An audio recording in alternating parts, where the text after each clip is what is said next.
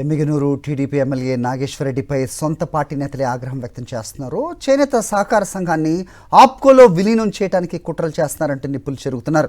చేనేతలకు తీరని ద్రోహం చేస్తున్నారంటూ టీడీపీ రాష్ట్ర బీసీసీఎల్ ప్రధాన కార్యదర్శి సోమనాథ్, మాజీ కౌన్సిలర్ నాగేంద్ర ప్రసాద్ ఆగ్రహం వ్యక్తం చేశారు. రాబోయే రోజుల్లో ఎమ్మెల్యే నాగేశ్వరరెడ్డికి నేతలే బుద్ధి చెబుతారంటూ వార్నింగ్ ఇచ్చారు. టీడీపీ నేతలు చేనేతల సంఘాన్ని ఆప్కోలో విలీనం చేయాలని ఎమ్మెల్యే నాగేశ్వరరెడ్డి ఎంత ప్రయత్నం చేసినాడో మీ అందరికీ తెలుసు. ఆయన సోమప్ప గారి ఒక చిన్నతనం చేయాలని, ఎమ్మిగనూరు గుర్తింపును పోగొట్టాలని ఆయన చేనేతలు చాలా తక్కువ అంచనా వేసిన వ్యవహారం ఇది.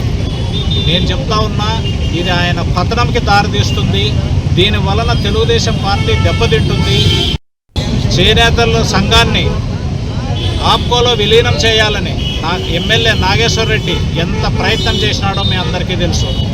ఆయన సోమప్ప గారి ఒక చిన్నతనం చేయాలని, ఎమ్మిగనూరు గుర్తింపును పోగొట్టాలని ఆయన చేనేతలు చాలా తక్కువ అంచనా వేసిన వ్యవహారం ఇది.